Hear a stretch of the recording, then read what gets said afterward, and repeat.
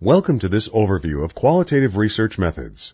This tutorial will help give you the big picture of qualitative research and introduce key concepts that will help you determine if qualitative methods are appropriate for your project study. First, let's review what research, particularly educational research, is designed to do. Research is an organized, systematic, disciplined approach to answering questions about our observations and experiences in the world. It is a structured approach to gathering and interpreting information that allows us to understand, theorize about, or explain experience. What then is distinctive about qualitative research? Qualitative research focuses on generating meaning and understanding through rich description. It can be a particularly useful approach to studying educational problems that requires developing an understanding of complex social environments and the meaning that people within those environments bring to their experience. Qualitative research differs from quantitative research in several ways. It typically addresses different problems, arises from a different philosophical view of the world, works to achieve different goals, and uses different methods and design. This table illustrates some of the key differences. Focus. Qualitative research focuses on the quality of experience, trying to describe or understand the essence or nature of human experience. Quantitative research, on the other hand, focuses on more measurable factors, asking questions such as how much, how many, or how frequently. Philosophical roots. Qualitative research integrates more subjective human experience, rather than purely objective external reality. It belongs to the school of constructivism or interpretivism. Quantitative research is based on positivism, that holds that physical and social phenomena are independent of the observer, are fairly stable over time and place, and can be objectively observed and quantified. Goals of investigation. The goals of qualitative research are to understand, describe, discover meaning, or generate hypotheses or theory. Quantitative research aims to predict, control, confirm, and test hypotheses. Design characteristics. The designs used in these two types of research are suited to their goals. Qualitative research design is more flexible, evolving, and emergent, while quantitative research design is structured and predetermined. It should be emphasized that the flexible structure of qualitative research in no way suggests that it is less disciplined or easier to design or implement. Quite the contrary. Well-designed, valid, scholarly qualitative research has flexible structure and is designed and implemented with the same care and attention to detail as any well-designed, valid, and scholarly quantitative study. Data collection. In qualitative research, the researcher is the primary instrument, bringing his or her own perspectives to the selection and meaning of data. Quantitative research depends upon external instruments such as tests, surveys, or other tools used to measure and quantify a particular phenomenon. Now that we have discussed the nature of qualitative research and the kinds and forms of qualitative data, it is easier to understand how qualitative research pursues its research goals. In its very earliest stages, qualitative research aims to explore. The goal is to identify patterns, themes, hunches, and initial models that provide an initial understanding of this phenomenon. Description is the heart of qualitative research. The essential characteristics of description is that it conveys information with the detail and specificity necessary to accurately convey the experience.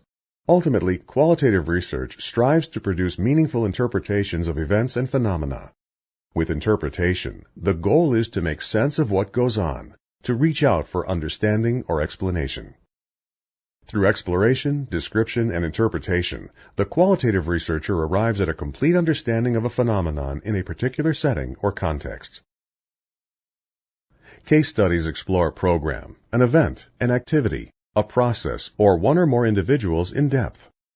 Grounded theory derives a general abstract theory of a process, action, or interaction grounded in the views of participants.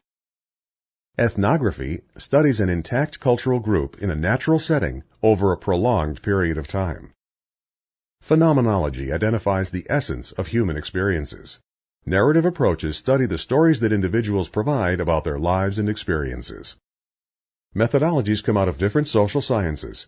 For example, ethnography has its roots in anthropology, while grounded theory got its start in sociological research. Phenomenology is rooted in the philosophy of phenomenology. Case study can combine any number of qualitative and quantitative traditions and techniques in order to meet the specific needs of the research situation. Case study is perhaps the most flexible methodology, able to bend several traditions into a valid research design. Consequently, it is among the most widely used research methodologies, particularly for applied research. Qualitative data are typically obtained from sources such as interviews, focus groups, observations of real-life settings, and existing documents. One study may include data from one, several, or all of these sources. For example, a researcher studying a school environment might observe students as they work on daily tasks in the classroom, including students' reactions to the activities, such as body language and facial expressions. A researcher might interview the teacher and students individually, or as part of a small group, about what they were thinking or feeling during the lessons.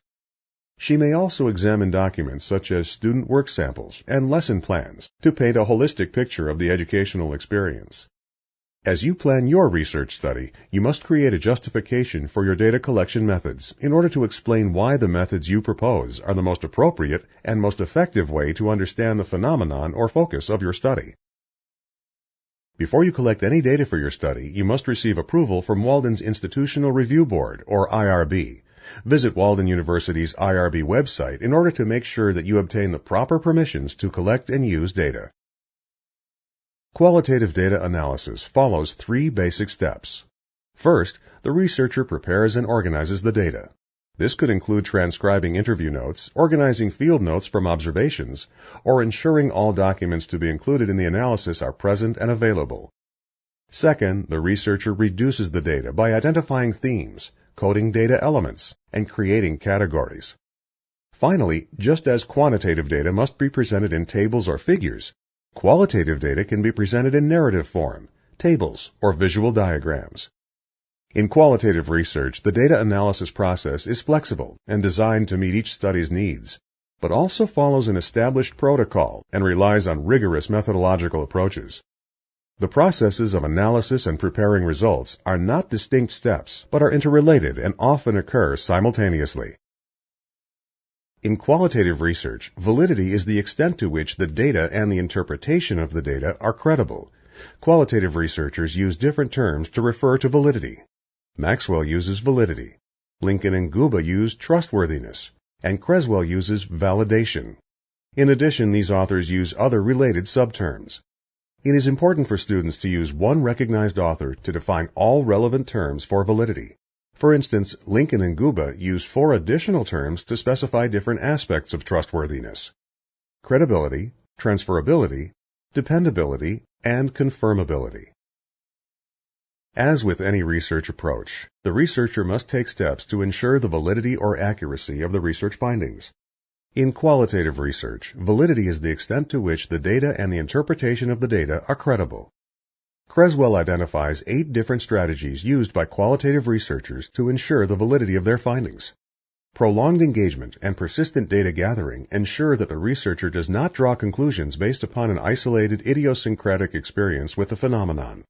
Using rich, thick description ensures that a sufficient level of detail about the phenomenon studied is included, so that others might draw the same or similar conclusions.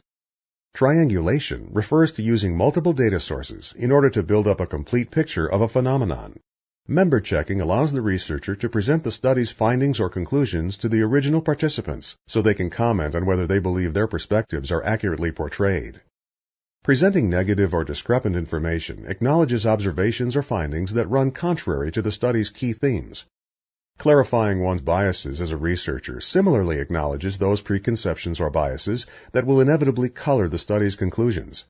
Peer debriefing enlists the aid of a person other than the researcher to review the findings and ensure that they make sense. Finally, an external auditor is someone not familiar with the researcher or the study who can review the study's overall logic, coherence, and consistency. When considering whether a qualitative approach is right for your study, ask yourself the following questions. First, what kind of phenomenon are you planning to study? Is it related to some aspect of human experience that cannot be counted or expressed in numbers? Does it relate to subjective experience, cultural characteristics, personal perspective, idiosyncratic ideas, or comparisons of intangibles? Second, what do you want to know about the phenomenon? Can you find out what you want to know by immersing yourself in the environment in which you will study the phenomenon, by observing or talking to people within that environment, or by studying the materials they have created?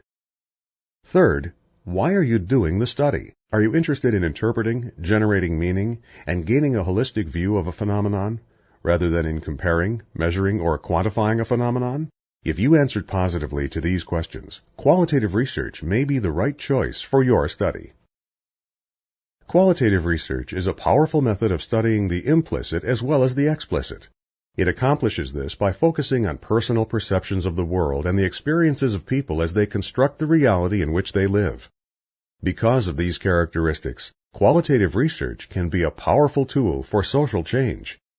As a Walden student, social change is a feature of every student capstone. Qualitative methods may help you meet this requirement. Once you have decided to embark upon the process of conducting a qualitative study, use the following steps to get started. First, review research studies that have been conducted on your topic to determine what methods and research traditions were used. Consider the strengths and weaknesses of the various research traditions, data collection methods, and data analysis methods. Next, review the literature on qualitative research methods. Every aspect of your research has a body of literature associated with it. Just as you would not confine yourself to your course textbooks for your review of research on your topic, you should not limit yourself to your course texts for your review of methodological literature. Read broadly and deeply from the scholarly literature to gain expertise in qualitative research. Additional self-paced tutorials have been developed on different methodologies and techniques associated with qualitative research. Make sure you complete all of the self-paced tutorials and review them as often as needed. You will then be prepared to complete a literature review of the specific methodologies and techniques you will use in your study.